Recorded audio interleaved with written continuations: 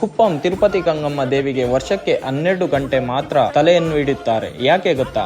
ಜಮದಗ್ನಿ ಎಂಬ ಮಹರ್ಷಿ ಇದ್ದರು. ಅವರ ಹೆಂಡತಿ ಹೆಸರು ರೇಣುಕಾದೇವಿ. ಅವರಿಗೆ 4 ಮಕ್ಕಳಿದ್ದರು. ಜಮದಗ್ನಿ ಮಹರ್ಷಿ ದಿನನಿತ್ಯ ಪೂಜೆ ಮಾಡಲು ರೇಣುಕಾದೇವಿಯವರು ಸಮುದ್ರದ ಬಳಿ ಹೋಗಿ ಮರಳಿನಲ್ಲಿ ಮಡಿಕೆಯನ್ನು ಮಾಡಿ ನೀರು ತರುತ್ತಿದ್ದರು. ಹೀಗೆ ಒಂದು ದಿನ ಮಡಿಕೆ ಮಾಡುವ ಸಮಯದಲ್ಲಿ ಆಕಾಶದಲ್ಲಿ ರತಿ ಮನ್ಮಥರು ಓಡಾಡುತ್ತಿರುತ್ತಾರೆ. ಇದನ್ನು ರೇಣುಕಾದೇವಿಯವರು ನೋಡಿ ಎಷ್ಟು ಚೆನ್ನಾಗಿದೆ ಇವರ ಜೋಡಿ ಅಂದುಕೊಳ್ಳುತ್ತಾರೆ. ಆ ಆಲೋಚನೆ ಬಂದ ಕ್ಷಣ ಮಡಿಕೆ ಒಡೆದು ಹೋಗುತ್ತದೆ. ಮತ್ತೆ ಎಷ್ಟು ಬಾರಿ ಮಡಿಕೆ ಮಾಡಿದರೂ ಒಡೆದು ಹೋಗುತ್ತದೆ. ಆಗ ಜಮದಗ್ನಿ ಮಹರ್ಷಿ ಬಳಿ ಬಂದು, ಸ್ವಾಮಿ, ಇಂದು ನಾನು ನಿಮಗೆ ಪೂಜೆ ಮಾಡಲು ನೀರು ತರಲು ಆಗಲಿಲ್ಲ, ಮಡಿಕೆ ಮಾಡಿದರೆ ಒಡೆದು ಹೋಗುತ್ತಿದೆ ಎಂದು ಹೇಳುತ್ತಾರೆ. ಆಗ ಜಮದಗ್ನಿ ಮಹರ್ಷಿ ಅವರು ದಿವ್ಯ ದೃಷ್ಟಿಯಿಂದ ನೋಡಿದಾಗ ಗೊತ್ತಾಗುತ್ತದೆ. ಆಗ ರೇಣುಕಾದೇವಿಯ ಮೇಲೆ ಕೋಪ ಬಂದು, ನೀನು ತಪ್ಪು ಮಾಡಿದ್ದೀಯ, ನಿನ್ನ ಮನಸ್ಸಿನಲ್ಲಿ ಕೆಟ್ಟ ಉದ್ದೇಶ ಹುಟ್ಟಿದೆ, ನಿನ್ನ ಮನಸ್ಸಿನಲ್ಲಿ ಕೆಟ್ಟ ಉದ್ದೇಶ ಬಂದ ಮೇಲೆ ಭಕ್ತರ ಬಳಿ ನಿಲ್ಲಲು ಅಸಾಧ್ಯ ಎಂದು ಹೇಳಿ ಆಶ್ರಮದಿಂದ ಹೊರಗೆ ಕಳಿಸುತ್ತಾರೆ. ನಿನ್ನ ಮುಖ ನನಗೆ ತೋರಿಸಬೇಡ ಎಂದು ಹೇಳಿ. ನಂತರ ಮಹರ್ಷಿ ಕೋಪಕ್ಕೆ ಪೂಜೆಗೆ ತಂದ ಹೂಗಳು ಬಾಡಿ ಹೋಗುತ್ತವೆ, ಉರಿಯುತ್ತಿದ್ದ ಹೋಮ ಹಾರಿ ಹೋಗುತ್ತದೆ. ನಂತರ ಅವರ 3 ಮಕ್ಕಳು ಕರೆಸಿ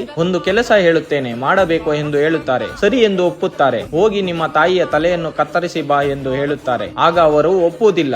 ಆಗ ಮಾತು ತಪ್ಪಿದ್ದೀಯಾ ಎಂದು ಮಹರ್ಷಿಯವರು 3 ಮಕ್ಕಳನ್ನು ಭಸ್ಮ ಮಾಡುತ್ತಾರೆ. ನಂತರ ಕೊನೆಯ ಮಗ ಪರಶುರಾಮನನ್ನು ಕರೆಸಿ ಹೇಳುತ್ತಾರೆ. ಹೇಳಿದ ಒಂದೇ ಮಾತಿಗೆ ಆಶೀರ್ವಾದ ಮಾಡಿ ತಂದೆ ಎಂದು ಹೇಳಿ ಹೋಗಿ ಅವರ ತಾಯಿಯ ರುಂಡವನ್ನು ಕತ್ತರಿಸಿ ಬರುತ್ತಾರೆ. ಆಗ ಅವನು ಮಾಡಿದ ಕೆಲಸಕ್ಕೆ ಬೇಷ್ ಎಂದು ಹೇಳಿ 3 ವರಗಳನ್ನು ಕೇಳು, ನಾನು 3 ವರಗಳನ್ನು ನೀಡುವೆ ಎಂದು ಹೇಳುತ್ತಾರೆ. ಪರಶುರಾಮರು ಆಗ 1, ನಿಮ್ಮ ಕೋಪ ಕಡಿಮೆ ಮಾಡಿಕೊಳ್ಳಿ ಎನ್ನುತ್ತಾರೆ. ಆಗ ಹಾರಿ ಹೋದ ಹೋಮ ಉರಿಯುತ್ತದೆ, ಬಾಡಿ ಹೋದ ಹೂಗಳು ಅರಳುತ್ತದೆ. 2, ನನ್ನ ಅಣ್ಣಂದಿರಿಗೆ ಮತ್ತೆ ಜೀವ ಕೊಡಿ ಎನ್ನುತ್ತಾರೆ. 3, ನನ್ನ ತಾಯಿಯ ರುಂಡಕ್ಕೆ ಜೀವ ಕೊಡಿ ಎನ್ನುತ್ತಾರೆ. ಆಗ ಪರಶುರಾಮ ಓಡಿ ಹೋಗಿ ತಾಯಿಯನ್ನು ನೋಡಲು ಹೋದಾಗ ತಲೆ ಮಾತ್ರ ಮಾತಾಡುತ್ತದೆ. ಆಗ ನೋಡಿ ನೋವಿನಿಂದ ನಾನು ದಡ್ಡನು ಎಂದು ಅಳ್ಳುವಾಗ ತಾಯಿ ಅಳ್ಳಬೇಡ ಎಂದು ಹೇಳುತ್ತಾರೆ. ನಾನು ಆದಿಶಕ್ತಿಯಾಗಿ ಈ ಜನ್ಮದಲ್ಲಿ ಹೀಗೆ ಇರಬೇಕು ಎಂದು ಹೇಳುತ್ತಾರೆ. ಆಗ ಇಲ್ಲ ಅಮ್ಮ, ನೀವು ಮೊದಲಿನ ಹಾಗೆ ಆಗಬೇಕು ಎಂದು ಕೇಳಿದಾಗ ನಾನು ಆದಿಶಕ್ತಿ ರೂಪದಲ್ಲಿ ಈ ಜನ್ಮದಲ್ಲಿ ಹೀಗೆ ಜನರನ್ನು ಅರೆಸಲು ಬಂದಿದ್ದೇನೆ ಎಂದರು. ಆಗ ಇಲ್ಲ ಅಮ್ಮ, ನೀವು ಮೊದಲಿನ ಹಾಗೆ ಆಗಬೇಕು ಎಂದು ಕೇಳಿದಾಗ